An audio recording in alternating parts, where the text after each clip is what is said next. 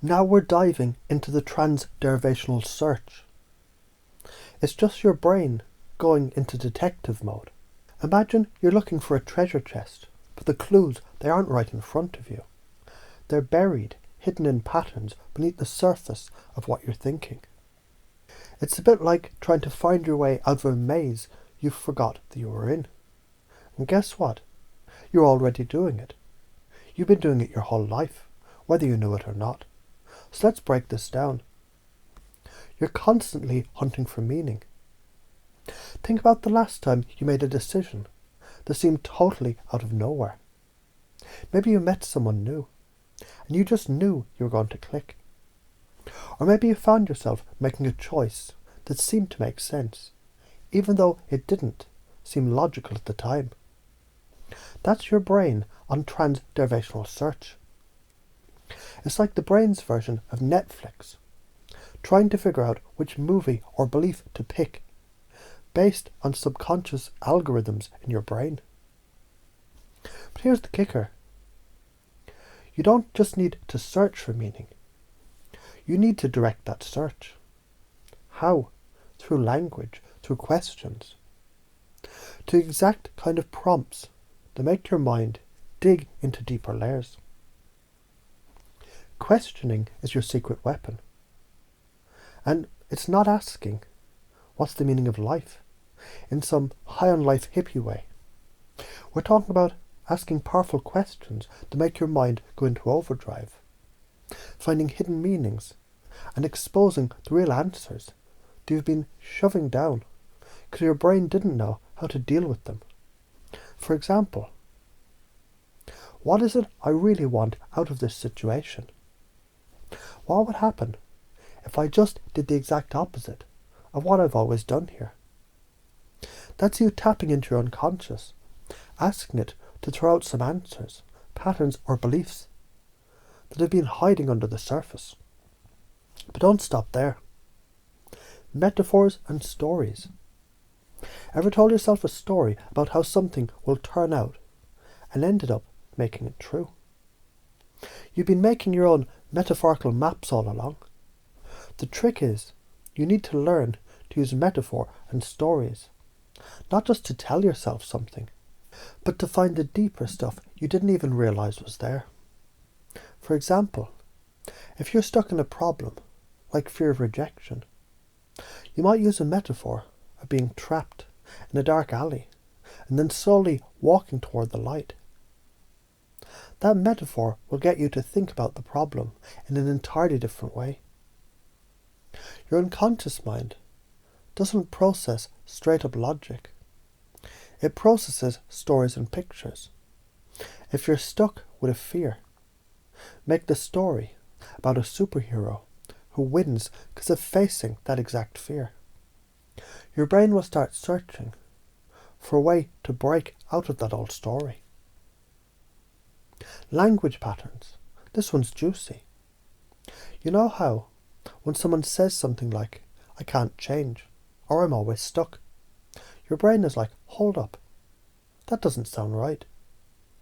That's the language of a pattern at work. And the beauty of the transderivational search, you can pick up these patterns in yourself and in others, and then flip them. Instead of I can't change, flip it to, what's one thing I can do today to get unstuck? Boom. That's how you shift gears. You're telling the brain to search for solutions rather than just reinforcing the problem. That's power. So how does this all tie together? It's simple. You're not just reacting to life, you're leading it. You get to control the search. By asking the right questions, using metaphors, and being hyper-aware of your language patterns, you create a new map of how the world works. One where your brain isn't just stuck on autopilot. It's like you're reprogramming yourself. Damn, it works. But it's not just about theory. There's actual science backing this up. Your brain is a pattern recognition machine. It's constantly seeking connections, constantly trying to make sense of everything that it takes in. The problem is, if you let it, it'll just take the easiest path. And that often means keeping you stuck. So when you open up that search, when you stop and question, wait, what if I don't have to follow this pattern? You're hacking into a deeper level of consciousness, creating neuroplasticity. That means you're literally rewiring your brain. When you start thinking this way, picking apart the stories you tell, the language you use, the assumptions you make, that's when things shift. And let's be real. You've got to be ready to face some truths. If you're not making the change, it's probably because you're too comfortable in the pattern you've been running. Fear of rejection, yeah. That's just a story your brain has been telling you over and over. And now you need to call bullshit on that. So why is this all so powerful? Because once you start using the transderivational search, you'll be looking at your problems with new eyes. Your brain will start seeing new connections between things. And you'll unlock solutions you never even considered. So what's the price of not doing this? Karma. The longer you sit on your ass doing the same thing, the deeper the patterns dig in. Your brain gets comfy in the loop, and you start believing you're trapped. That's why you feel stuck in the same cycle of shit. So the longer you stay unconscious to these patterns, the longer you stay stuck. Let's go deeper. What are the patterns we get caught in? Here's a few. Self-doubt. We tell ourselves we're not good enough. Why?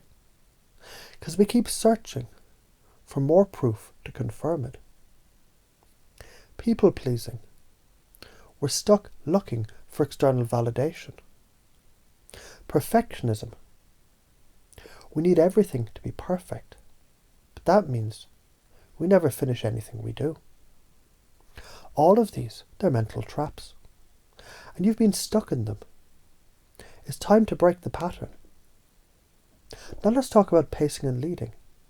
This is where you take what people believe and you start guiding them towards your outcome. Think of it as tuning a guitar. You start where they are, you pace them, then you lead them into a new possibility. If they believe they're stuck, you pace that. Yeah, I get it. Life has been tough. You feel like you've hit a wall, but then you lead them. What if that was actually just a door, waiting to be opened by the right question? Why would you be afraid of this? Because quite frankly, you've been conditioned to be afraid of change. You've been told that what you know is safe, and anything else is a gamble. But here's the thing, playing it safe is the biggest gamble of all.